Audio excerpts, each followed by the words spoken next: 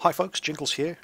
Before we actually get on to the video itself, I just wanted a quick word about the format. Doubtless anybody who's been following will have noticed that the format of the videos I've uploaded, particularly in the last week, has been a bit inconsistent. Some have been widescreen, some haven't. The intros have changed slightly, and the general format of the shows has varied widely. Basically, I've been trying to get to grips with my video editing software. I finally figured out how to get everything in widescreen, and I've managed to get an intro screen that Quickie Baby isn't using on his replay channel. However, I do still have a few recorded in various old formats which I still have to upload.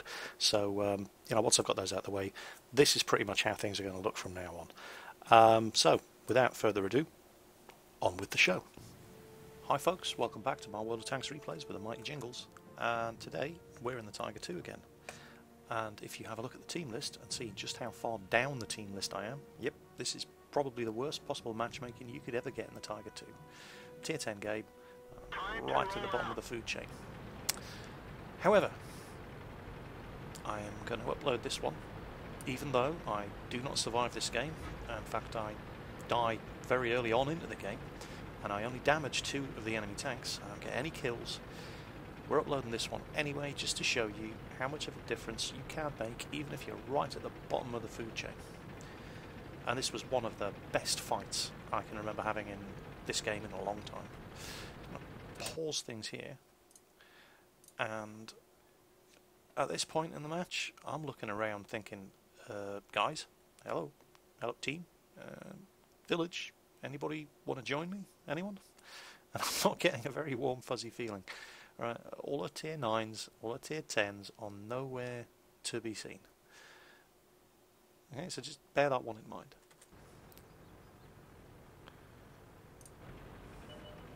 Oh, crap, an IS-4. Oh, even more crap, an E-75.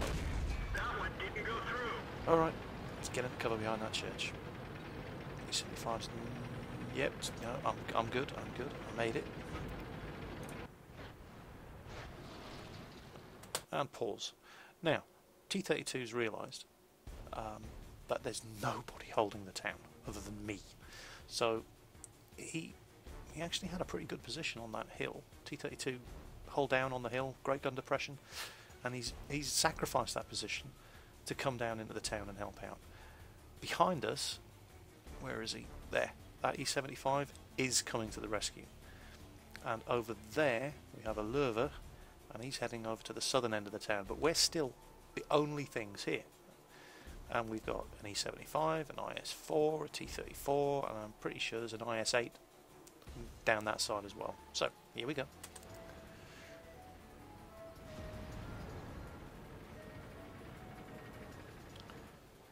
Okay, here comes the E-75. So, there's not really enough cover here for both of us. Nearly try to track him. And there's not really enough cover here for both of us, so we don't actually say anything to each other here, but we kind of just, through unspoken agreement, arrange to each cover one side of the church. So we're covering each other's backs, and we're just waiting. Now we've actually got quite good cover here. There's a bush in front of each of us, so they know we're here, they just don't know exactly where we are. They can't see us. And it's all going to come down to proximity detection. Once somebody gets within 50 meters of you, you automatically appear on each other's minimaps. So, waiting. Here's the IS-4. And stop.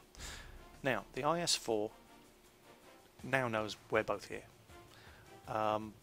He also knows that he has a friendly E-75 just here, and there's a T-34 around there somewhere as well. I'm not sure exactly where.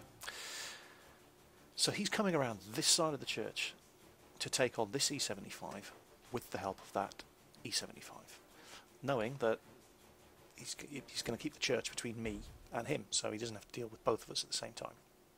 Or so he thinks.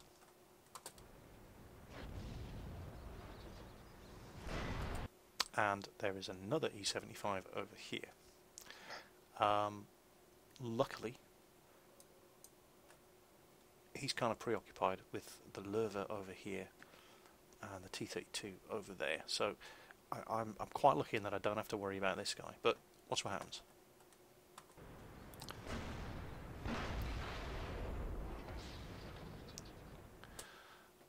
Okay, so the IS-4 is, his plan's worked. His friendly E-75 over here is helping him out with this E-75, and he's taking a big hit.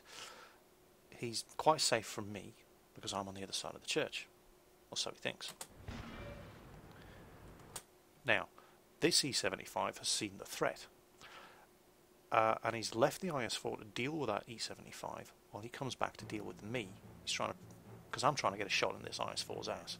So he's coming back to deal with the threat to his friendly IS-4.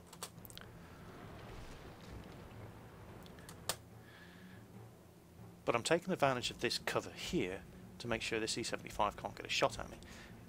He may be able to hit me in the flank, but at that angle that is a guaranteed bounce. And I now have a beautiful shot right into the IS-4's ass. We nailed it bad. Now what happens is the IS-4 driver, what he should have done is go forward to get that church between me and him, because this E-75 is coming to kill me and protect him. Right, and he would have been able to deal with that E-75 one-on-one. Instead, what he does is he prevents his friendly E-75 from helping him by blocking him and exposing his flank to me.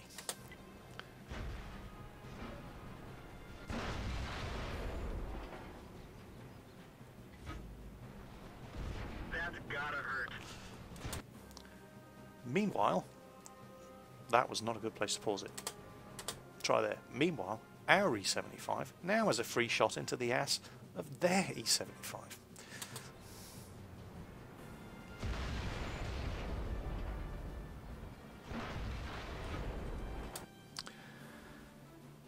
So now we've successfully managed to split them up, and it's me versus an IS-4. Now, those aren't good odds, but I still have a good chunk of health. It's going to take him probably 3 shots to kill me, and he's on much lower health than I am.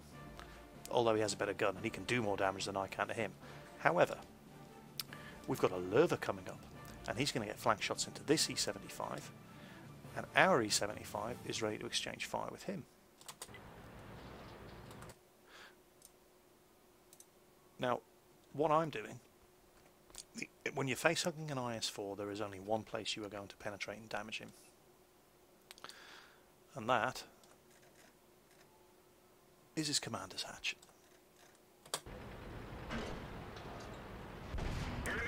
Like that. So the IS-4 is all mine at the moment.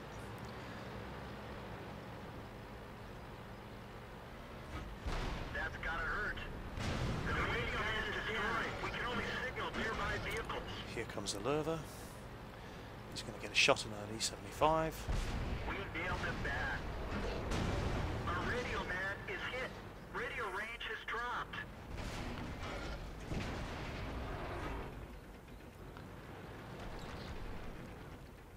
E-75 showing me his ass. Split them up, killed them one by one, and then I get killed by a third man.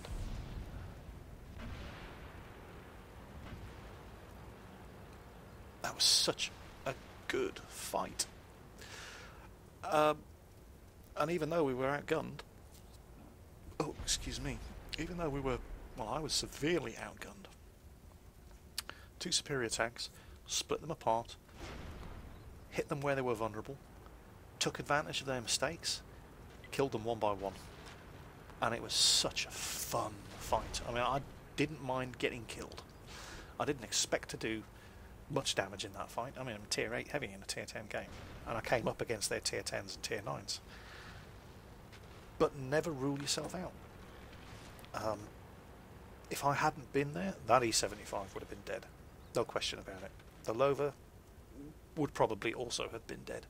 And as I'm saying there in chat, damn, that was a good fight in the village. Well played, guys. And it was one of the best encounters I can remember having in this game in a long time. And the E-75 driver's putting a little smiley there in chat. He apparently agrees. So let's see how we did out of that. There it is. So bear in mind, I only actually damaged. I didn't get any kills, and I only damaged 2 enemy tanks. Fired 8 shots. They all hit the target, and that is tripled. That's nearly 1200 XP. Which ain't bad for firing 8 shots. So, and I say this in other videos all the time. Never rule yourself out. There is always something you can do. Even if you're right at the bottom of the food chain in one of these games, just take advantage of the enemy's mistakes. Right? There's Murphy's Laws of Combat. Never interrupt the enemy when he's making a mistake. It's just rude. And if you can spot the mistakes and jump on those opportunities, you can make a difference, no matter how crap your tank is compared to the opposition. And when you get a win in that sort of circumstance, it's so much sweeter than running up 6 kills in a tier 10 tank by blowing away a whole bunch of tier 7s and 8s. Because it's just harder to achieve. So yeah, there it was, the Tiger 2, in one of the best fights one of the shortest, but one of the best fights I can ever remember having in this game. Hope you enjoyed it, and I'll catch you next time.